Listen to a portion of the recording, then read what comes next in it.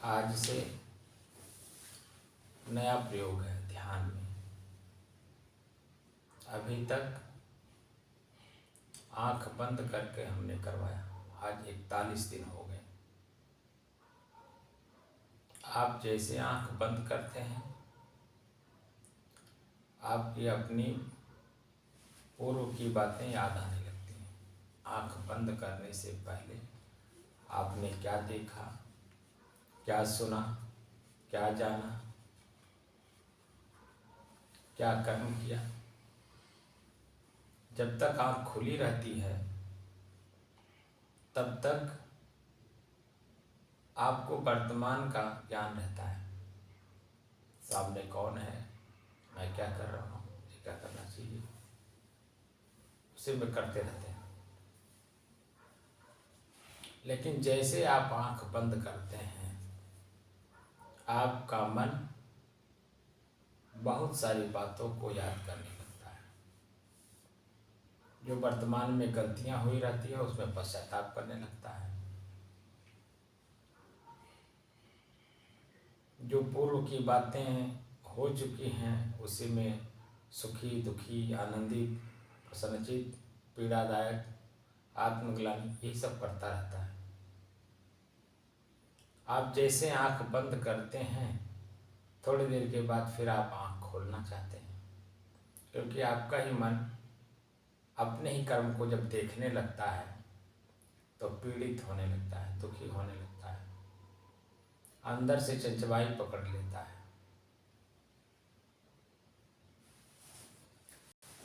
हमारे संत महात्मा ऋषि महर्षि जिस सोच को, रिसर्च को उन्होंने किया है, उस रिसर्च में जो कुछ पाया वह है, जो वर्तमान में उनके पास शिष्य लोग थे उनको उन्होंने बताया भी, समझाया भी, कराया भी, और उन्होंने लेख के रूप में, ग्रंथ के रूप में अपनी भावना को उसमें रख के चले गए। आज वो हमारे बीच में नहीं है। हम ग्रंथ को पढ़ते हैं, अधूरा पढ़ते हैं। बताने वाला भी हमें अधूरा बताता है, बीच बीच से कोई एक शब्द ले लेगा, उसी बात को बताएगा। वह रिसर्च किस बात पर हुआ है, और रिसर्च जब वो शुरू होता है, जिसको एनालिसिस कहते हैं, छानबीन कहते हैं, खोज कहते हैं, और भी तमाम भाषा है, अंग्रेजी में इन्वेस्टिगेशन कहते हैं।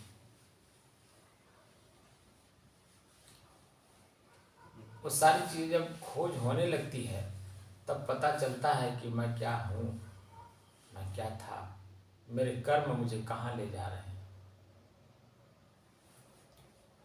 तो श्वास के माध्यम से सबसे पहले तो मन को भूत और भविष्य से निकाल करके आपको वर्तमान में जीने की कला पहले सिखाते हैं कि अपने श्वास को देखो।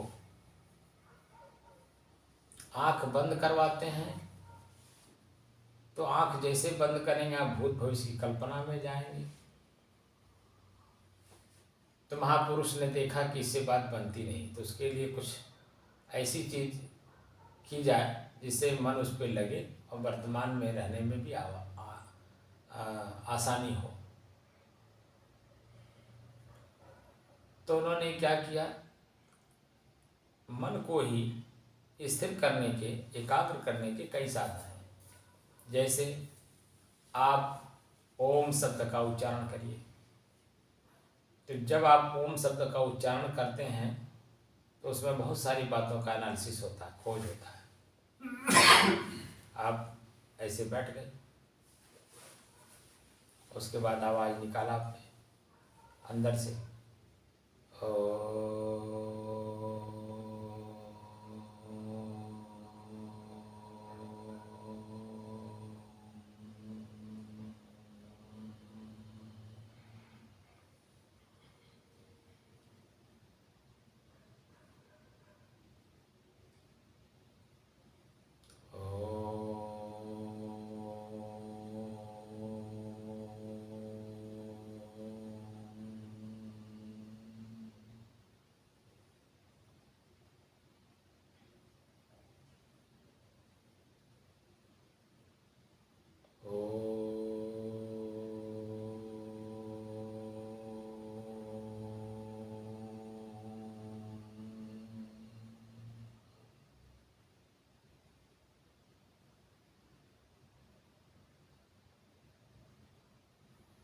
ये जो ध्वनि निकलती है ओंकार की, आंख बंद करके, तो हमारे पूरे नस नाड़ियों में प्रसन्नता, प्रफुल्लता, आनंदित बना, ये सब आपको देता है। उसी को बार बार हम लोग देखने लगते हैं, उसी में हम लोग उत्प्रोत हो जाते हैं। महापुरुष तो बनाए थे कि उसी को वह एक, जब हम आँख बंद करते हैं तो ये भूत भविष्य की कल्पना में चला जाता है, तो उसमें दुखी सुखी होता रहता है। आँख बंद करके हमें अपने ही श्वास को कैसे हम साधें, तो जब आवाज़ निकलती है तो माने एकाग्र हो जाता है। और एकाग्र होता है तो उसमें भी दूरदृष्टिता रख करके काम किया गया है, और हम लोग उसी को पकड़ करके बस एक चीज़ पा गए, उसी को लगते हैं चिल्लाने। इसमें इससे परे भी जाना है। ध्वनि तब प्रतिध्वनि, ध्वनि शब्द बनाया, ध्वनि आवाज निकलती है।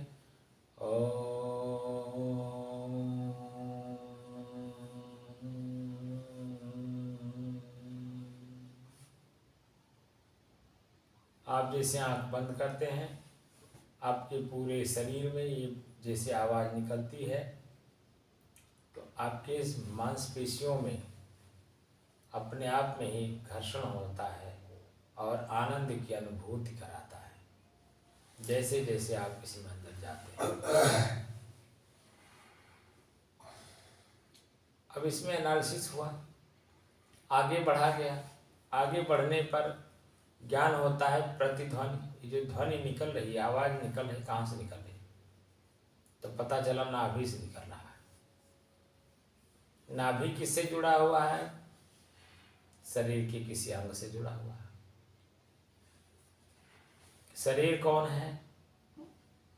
शरीर क्या मैं हूं? मेरा शरीर है कि मैं शरीर हूं? पता चला ना मैं शरीर हूं ना मेरा शरीर है। फिर खोज होता है, फिर मैं कौन हूं। इस तरह से एनालिसिस करने के लिए पहले मन जो बिखरा हुआ है उसे एक जगह एकाग्र करने के लिए ध्वनि का प्रयोग किया गया। उसके आगे की जो प्रक्रिया है वो आदमी सीखना नहीं चाहता, जानना नहीं चाहता, बस उसी ध्वनि को पकड़ लेता है और उसी को बस गुरु के सानिध्य छोड़ देता है। कहता मैं धन पा गया, मैं धन पा गया, मैं धन पा गया। अरे पाया हुआ धन कितना देर चलेगा? खर्च भी तो हो जाता है। आय का स्रोत आपने बनाया नहीं तो क्या होगा? जब आय का स्रोत नहीं बनाया तो जो पहले से था वो खर्च हो जाएगा, और जब खर्च हो जाएगा तो क्या होगा? खाली हो जाएंगे आप। जब खाली होंगे तब तो वहाँ पे आप दो चीज़ों का एनालिसिस करते हैं। एक तो अपने आप को धनवान बनने के लिए आप परिश्रम करते हैं। दूसरा जो महत्वपूर्ण है, खाली अध्यात्म ये कहता है आप स्वयं अपने आप में बिल्कुल खाली हैं। आप में न सुख न दुख है, न हानि है न लाभ है, बिल्कुल एक टक है, एक रस है। और अपने एक रस चीज को हम बनाए रखने में सक्षम नहीं हैं, इसलिए उसी में मिलावट करते रहते हैं, कभी सुख का, कभी दुख का, कभी हानि का, कभी लाभ का। तो उसमें पीड़ा, आत्मग्लानि, पश्चाताप, इसी को ले लेकर के हम दुखी रहते हैं। आज हमने जो नया प्रयोग किया है, अब पहले तो आंख बंद करके हमने अपने श्वास का अनुभव कराया। अब आंख खोल करके अपने श्वास को देखना है। जब आंख खुली रहती है, दृश्य सामने रहता है, तो हमारा मन सामने चला जाता है, अपने श्वास पे रहता ही नहीं। अब यहाँ पर प्रक्रिया हमने शुरू किया, आंख खोल करके अपने श्वास को देखना है। कितने देर तक आपका आंख पे मन जाता है, आंख के सामने जो दृश्य है उस पर जाता है, और कितनी देर आपके फिर पुनः लौट करके अपने श्वास पर आता है। सामने जो दृश्य होगा मन मस्तिष्क आँख के माध्यम से देखता है, और जैसे जैसे दृश्य देखेगा भाव बदलता रहता है, तो मन श्वास पे जाता ही नहीं है। तो अब श्वास पर आपको मन टिकाना है और आँख खोल करके देखना है, आँख नहीं बंद करना है। तो वर्तमान का सिचुएशन, वर्तमान का जो दृश्य है, वो जो मुझे दिखाई दे रहा है, उसमें मेरे भाव में क्या परिवर्तन आ रहा है, सहज भाव में वो जो भाव पैदा हो रहा है, उसी को हमें जानना है। मेरे अंदर में किस तरह का भाव उत्पन्न हो रहा है, अब वो मुझसे क्या कराने वाला है, अच्छा बुरा, जो भी आप सामने देख रहे हैं, और दृश्य बदल रहा है, आपका भाव बदल रहा है। आपके भाव में आप दोनों को देख रहे हैं, दृश्य को भी देख रहे हैं, भाव को भी देख रहे हैं, और अपने श्वास पर आप मन टिका हुआ है। तो श्वास आपका अपना खुद कैसे चल रहा है, जैसे दृश्य बदलता है, आपके श्वास की गति भी बदल जाती है। आपने किसी बुरी दृष्टि को देख लिया तो आपका श्वास तेज चलने लगेगा, तो ब्लड प्रेशर बढ़ गया। आपने किसी अच्छी चीज को भी देखा और हंसी आ गई, हंसी भी जो आई उसमें भी आपका श्वास तेज गति से चलने लगता है।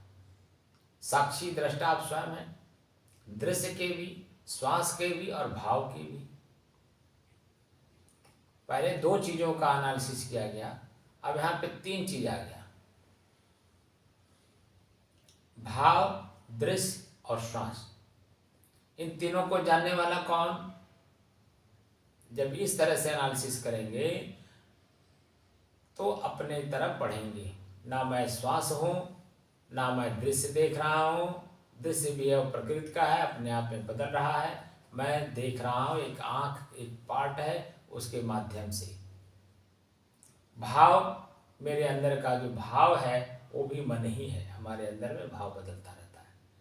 क्रिया जैसे बदलेगी भाव बदलेगा, दृश्य जैसे बदलता है वैसे ही हमारा भाव बदलता है, और जब भाव बदलता है तो क्रिया भी उसी तरह से होती है, और जब क्रिया हो जाती है तो उसका जो परिणाम है, वो परिणाम सुख और दुख वो भी उसी तरह से होने लगता है। यार लाइट जला दीजिए। तो भाव जो बदलता है, उस भाव में आपकी क्रियाएं बदलती हैं, और क्रिया बदलती है तो परिणाम उसको आपको मिलने लगता है। ये सारी क्रियाएं आप स्वयं जान रहे हैं, शुरू कहाँ से हुआ, आगे बढ़ा कैसे, सब कुछ आप ही जानते हैं। भाव भी आप जानते हैं, सब कुछ आप जानते हैं, लेकिन आप अपने को नहीं जानते, यही कमी है। जिस दिन आप अपने आप को जान जाते हैं, महापुरुष हो जाते हैं। आपकी क्रियाओं में आपके बदलाव आ जाता है। आप बीड़ी पीते हैं, छोटी सी बात ले लीजिए, बीड़ी पीते हैं, बीड़ी आपको दुख देता है, आपको पता है किस तरह का दुख दे रहा है, ये भी पता है आपको, लेकिन छोड़ नहीं पाते हैं। क्यों नहीं छोड़ पाते हैं? आदत बस। वह आपने पकड़ा ना, बीड़ी ने आपको उठ करके नहीं पकड़ लिया। तो जिस तरह से अगर आप वास्तव में बीड़ी को अपने से अलग करना चाहते हैं, तो जिस तरह से आपने पकड़ा है उसी तरह से वो जाएगा भी। आपने तो खुद पकड़ा नहीं, किसी ने आपको किसी कारण बस पकड़ा दिया। जैसे आपको गैस बन रहा था, कोई बीड़ी पीने वाला आपको मिल गया तो बता दिया, बाबू कोनो दवा नहीं खा, बस आप बीड़ी पिया, आपका गैस खत्म हो जाएगा, आपका गैस खत्म हो जाएगा। आपने उसकी बात मानी क्योंकि गैस से पीड़ित थे, आपने बीड़ी पी, आपको महसूस हुआ कि इसके द्वारा हमारा गैस खत्म हो जाता है। एक बार आपने पिया, फिर दोबारा गैस बना, दोबारा पी लिया, फिर दोबारा आपको गैस बना, आपने पी लिया। अब अच्छा समझ करके आप पीते गए, क्योंकि आपको एक रोग को मुक्त कर रहा है, एक रोग से मुक्त कर रहा है। लेकिन उसके परिणाम में कितना बड़ा रोग आपको देगा, आपको नहीं मालूम। वह आदत बन करके आपके मांसपेशियों को गलाता है, कफ बनाता है, खांसी आती है और वो जीवन भर के लिए आपको दुख का कारण बन जाता है। आप अच्छे सभ्य समाज में बैठ नहीं सकते हैं, आपका मन चंचल होता चला जाता है, फिर वो अमल में आ जाता है। बार बार किसी चीज़ को करने से आदत बनती है, आदत ही अमल बन जाता है और आदत ही हमें सुख दुख का कारण बनता है। और सामने देख भी रहे हैं कि हमें दुख दे रहा है, फिर भी वो छूटता नहीं, क्योंकि वो अमल में है, आदत में है। तो जिस तरह से आपने अच्छे के रूप में पकड़ा, अगर आप वास्तव में उसे छोड़ना चाहते हैं तो उसे बुरे के रूप में छोड़ने का भी प्रयास करिए। वो बुरा है ये देखने लगिए, अपने ही मन से अपने श्वास को देखिए तो देखेंगे कि मुझे बुरा लग रहा है। आपको अगर बीड़ी छोड़ना है, सुरती छोड़ना है या कुछ भी छोड़ना है, आप कुछ मत करिए, आप अपने हाथ को ऐसे बढ़ा लीजिए और अपने जो अंदर से सांस निकल रही है उसको जोर से बोलिए। अपने नाक से सूंघिए तो देखेंगे कि इतने दूर में हमारे श्वास बिखर जाता है और मेरे पास पुनः लौट के नहीं आता है। तो फिर और क्या करिए, और 4 इंची कम करिए, फिर सूंघिए तो भी बिखरा हुआ है, पूरा अपने नाक में नहीं जा रहा है, और नज़दीक लाइए 4 इंची, थोड़ा बहुत कुछ गया नाक में तो उसे कुछ महसूस नहीं होने दिया, और फिर 4 इंची लाइए, नज़दीक करिए और अपने सांस को खूब जोर से फूंकिए और अपने नाक से सूंघिए। अब मस्तिष्क में गया और अपने को बुरा लगने लगा। अच्छा समझ के पकड़े थे, मस्तिष्क को उसको खाली बुरा ही उसको पकड़ाओ और नाक से सूंघो।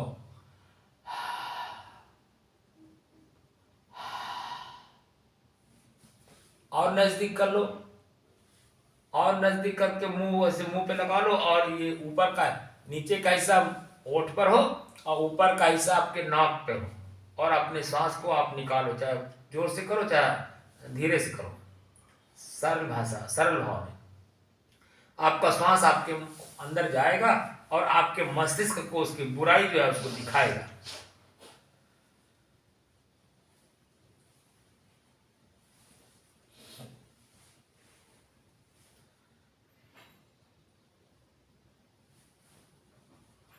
सहज भाव में ये कैसे छूट जाएगा आपको पता नहीं चलेगा, क्योंकि मस्तिष्क अच्छा समझ करके पकड़ा हुआ था और अब वो अपने ऑटोमेटिक सिस्टम में चला गया और बुरा देख करके अपने आप छोड़ देगा। आपको खुद कहेगा कि जब यार मत पियो बुरा है। आपका ही मन मस्तिष्क आपको अच्छा समझ के पकड़ाया हुआ है और आपका ही मन मस्तिष्क उसकी बुराई देख करके और बताएगा कि अब इसे अंदर ले जाने की जरूरत नहीं है, इससे बहुत सारी बीमारियां होती हैं। हम सब समाज में बैठे से तमाम तरह का एनालिसिस करेगा और जैसे एनालिसिस करेगा अपने आप आपको छूट जाएगा, आपको पता नहीं लगेगा। कोई भी चीज, आप चाय पीते हैं, चाय अच्छा समझ करके आज के हमारे कल्चर में आ गया है। पहले लोग गुड़ और पानी किसी भी मेहमान के पास से रखा जाता था पर प्रथम बार। जैसा वर्तमान का सिचुएशन हो, ठंडी है तो गर्म पानी, गर्मी है तो ठंडा पानी और गुड़ रखा जाता था पीने के लिए, हमारा कल्चर था। आज हमारा कल्चर बन गया चाय पीने के लिए। कहीं भी जाइए तो चाय नहीं तो मन कहता है यार कुछ भी नहीं इन्होंने किया, चाय नहीं पिलाया, और देख रहा कि चाय से भूख मारता है, गैस बनता है और हमारा शरीर कमजोर होता है और रोग पैदा होता है। जिस समय में हमारे यहाँ अंग्रेज नहीं आए थे, हमारे यहाँ के लोगों का जो शरीर था बड़ा स्ट्रांग था, बहुत मजबूत था। बासी भात खा लेते थे, बासी रोटी खा लेते थे और मस्त रहते थे। सत्तू खाते थे, मोटा अनाज खाते थे, यहाँ तक कि 2-2 दिन 4-4 दिन भूखे भी रह लेते थे, शरीर पर कोई असर नहीं पड़ता था। हमारा लीवर इतना स्ट्रांग होता था, हम लोग ज़्यादा से ज़्यादा भोजन कर लेते थे, वो पच के किनारे हो जाता था, पता नहीं चलता था। अंग्रेज जब यहाँ आए और देखे हमारे कल्चर को, इनके यहाँ तो हर चीज़ बहुत मजबूत है, बहुत स्ट्रांग है। इनकी बुद्धि, इनका रहन सहन, इनका खान पान, हर चीज़ मजबूत है, इनके कर्म अच्छे हैं। क्या किया जाए, इनको कमज़ोर किया जाए। सबसे पहले तो हमारे यहाँ हमारे विचारों को, हमारे आचरण को कमज़ोर करने की दृष्टि से हमारे गुरुकुलों को ध्वस्त कर दिया गया। उसके बाद शरीर से कमज़ोर करने के लिए हमें चाय पिलाना शुरू किया। पुराने लोग जो हमसे मिलते हैं बताते हैं, गुरुजी जिस समय में चाय चला था, ये पैकेट के पैकेट बाजार में ले जा करके लोगों को फ्री में दिया जाता था। और क्या, चाय बना करके उनको पिलाया जाता था फ्री में। और जब फ्री का आदत बन गई जीभ पर तो 5 रुपया कप हो गया, आज 10 रुपया कप है। बड़े बड़े होटलों में तो 40 रुपया 50 रुपया कप है, और बड़े शौक से लोग पीते हैं। और देख रहे हैं कि इससे हमारा 2 नुकसान हो रहा है। एक तो हमें भूख नहीं लगने दे रहा है, और दूसरे गैस बन रहा है। इस बात को जान रहा है और इससे नाना प्रकार का रोग हो रहा है, फिर भी आदत के कारण हमारा चाय छूट नहीं रहा है। और किन मूर्खों ने अपनी मूर्खता हमें पकड़ाई है, हमें ये बात समझ में नहीं आई, और चाय बड़े शौक से पी रहे हैं। और उसकी बुराई सामने हमारे शरीर के साथ हो रहा है, लेकिन फिर भी हम छोड़ नहीं पा रहे। तो कैसे छूटेगा, उसी पे एनालिसिस करिए। ये मैं जो भी चीज़ ले रहा हूँ, ये अच्छा है कि बुरा, एनालिसिस करिए, परिणाम उसका देखिए, अपने आप धीरे धीरे छूट जाएगा। और जब छूट जाएगा तो उसका भी आनंद आप लेंगे। एक बार आप नहीं पीते थे, उसका आनंद आपने देखा। एक बार आप पी रहे हैं, उसका आनंद आपने देखा। एक बार आप छोड़ करके देखिए।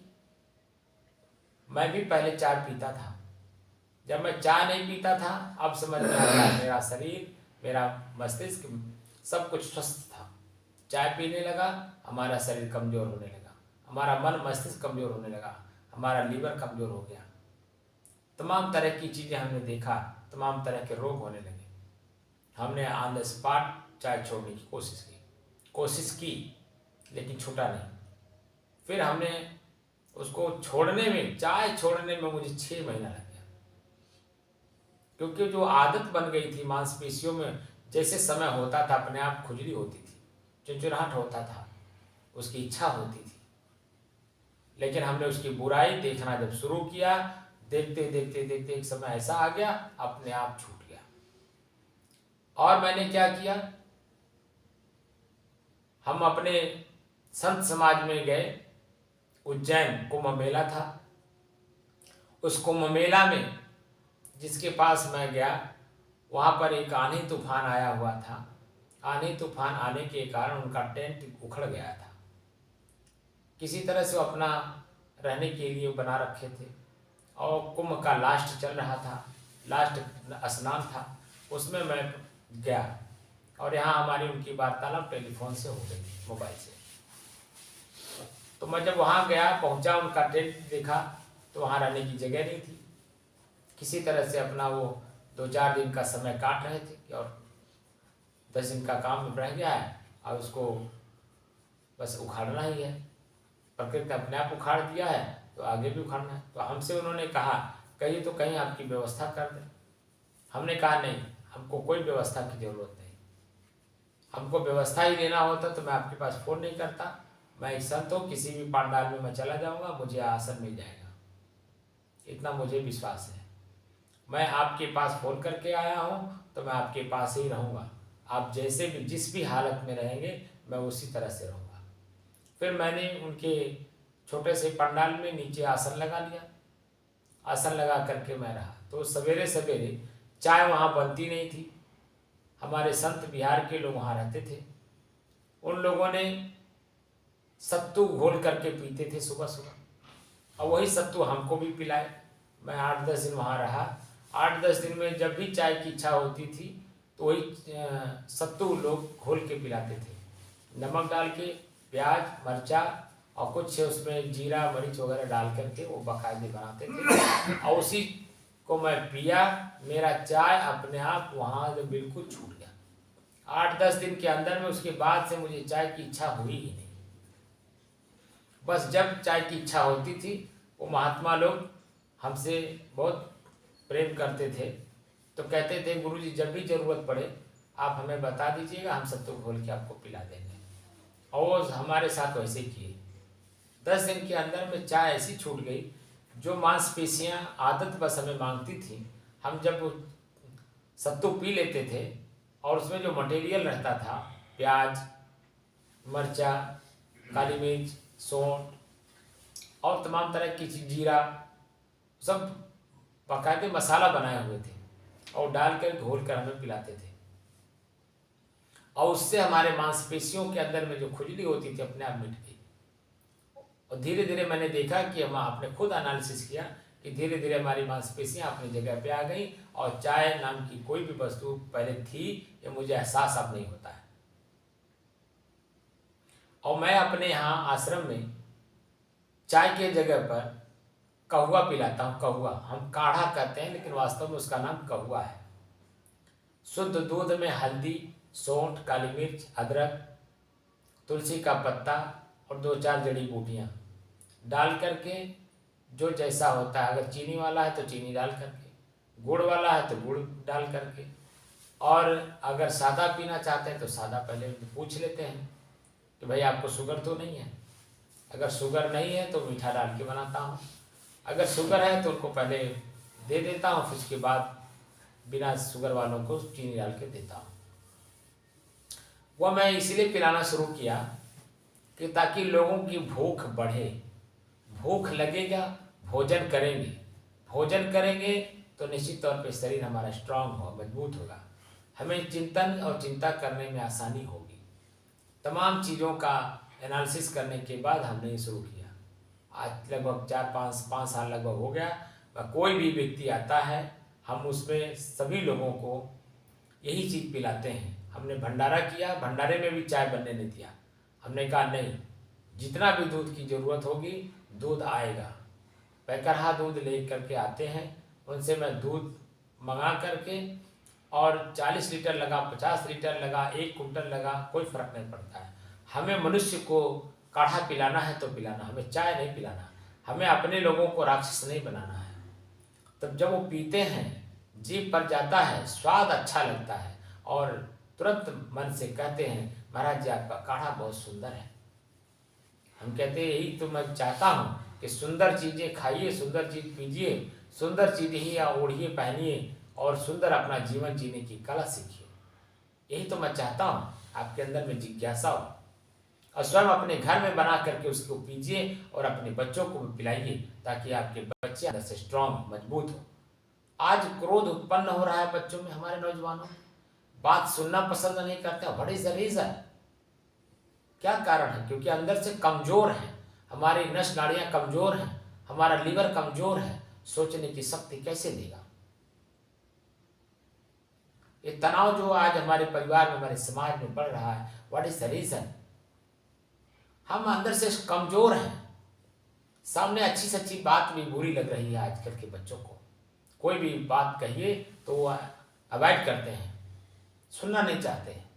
चाहे माता का हो, चाहे पिता का हो, चाहे भाई का हो, चाहे गुरु का हो, किसी की भी बात तो सुनना पसंद नहीं करना, अपने मन मस्ती में रह रहे हैं, क्योंकि अंदर से कमजोर है और उनका मन इतना कमजोर है कि किसी दूसरे की बात सुनना नहीं पसंद करता है, अपने मस्ती में रहता है। ज़्यादा से ज़्यादा आजकल बच्चों के एक्सीडेंट हो रहे हैं सड़क पर, मोटरसाइकिल इतना तेज चलाएंगे पता नहीं चलता है, वो इतनी मस्ती में रहते हैं, किसी को सुनते ही नहीं। कारण क्या है? कारण का निवारण कैसे होगा? ये संत महात्मा ही जब तक अपना बल लगा करके लोगों को ठीक करने की कोशिश नहीं करेंगे तो ये हो नहीं सकता है। तो मैं अपने आप को जिस पद पर मैं समाज में हूँ, मेरा कर्तव्य बनता है कि अपने पद की गरिमा का ख्याल रखते हुए समाज को कहीं न कहीं से शुरू तो करना पड़ेगा ठीक करने के लिए।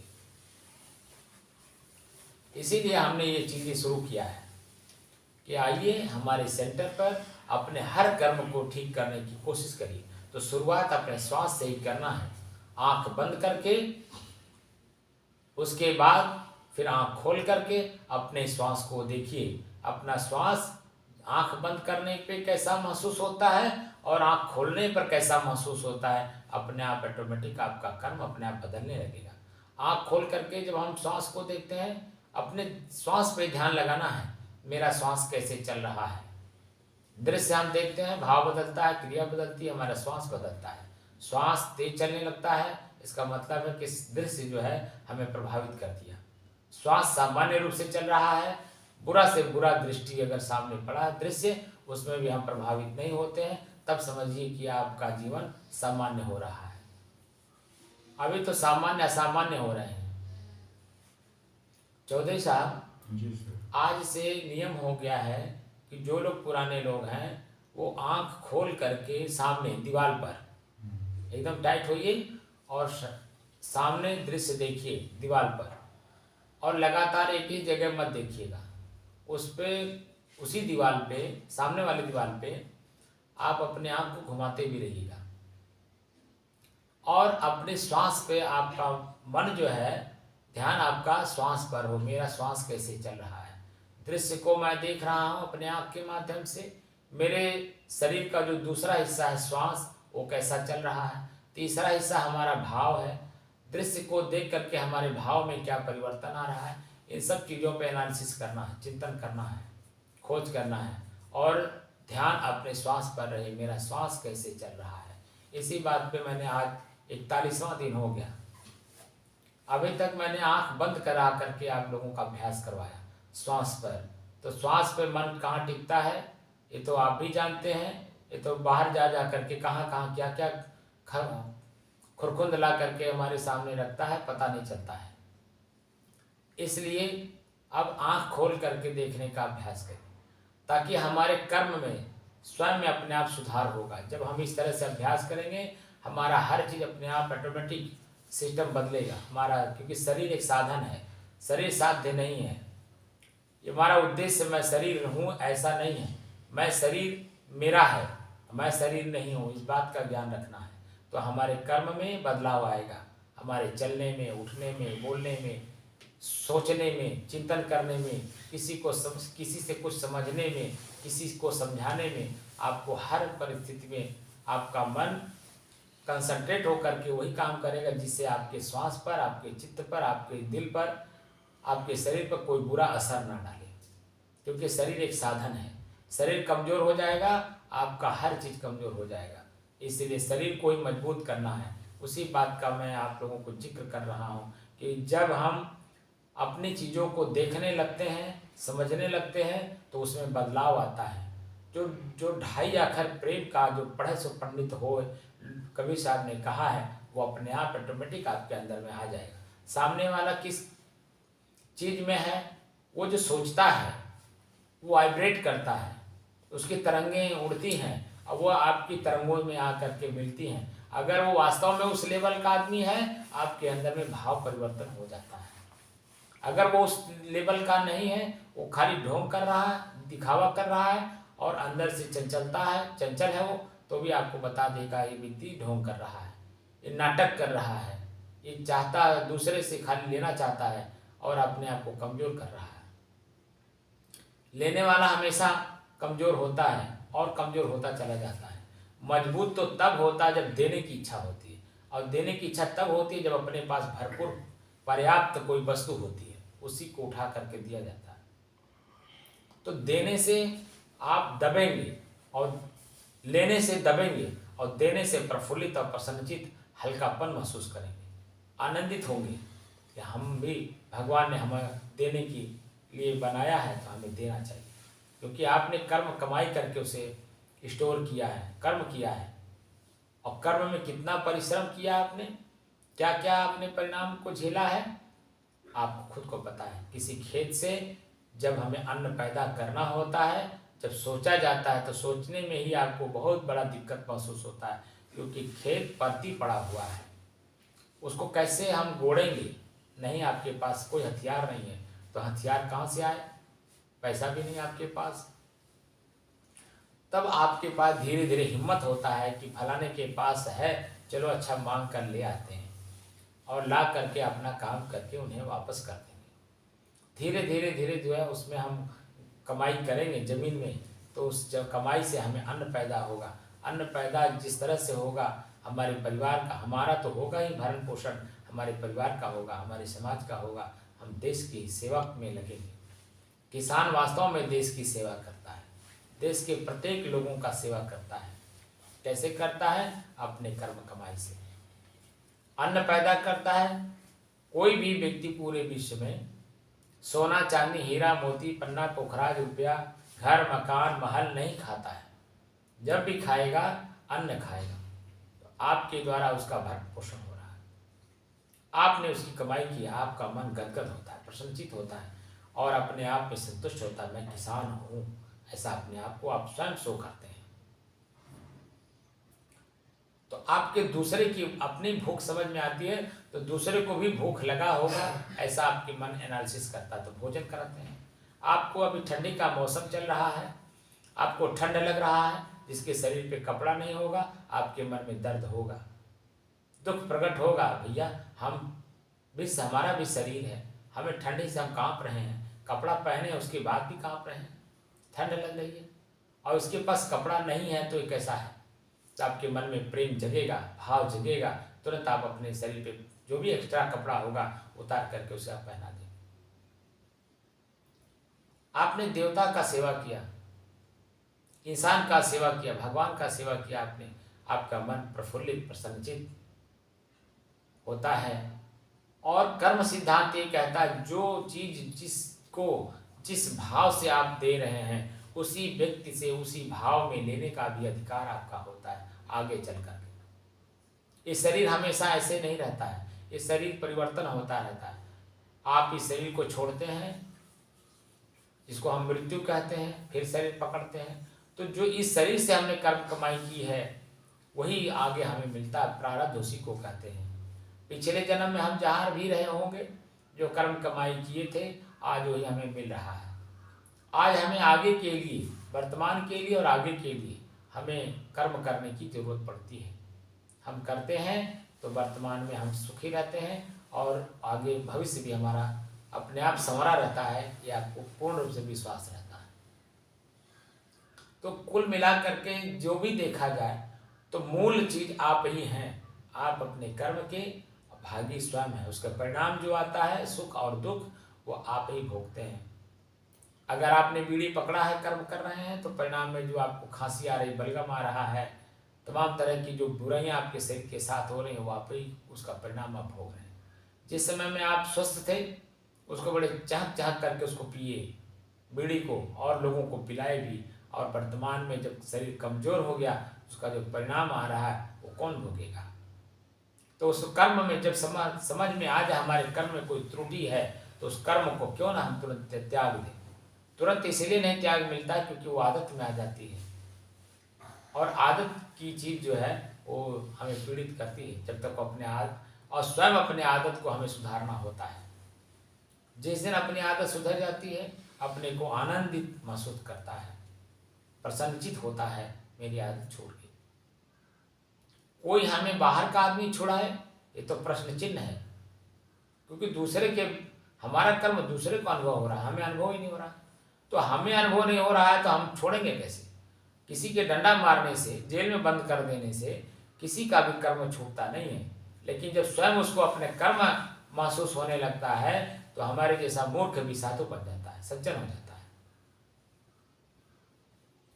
बड़े बड़े उदाहरण हैं, अंगुलीमाल डाकू, वाल्मीकि डाकू, आज संत के शरण में गए, उन्होंने अपना एनालिसिस किया हमारे कर्म में क्या चूक थी, मैं मनुष्य से पशु बन गया था।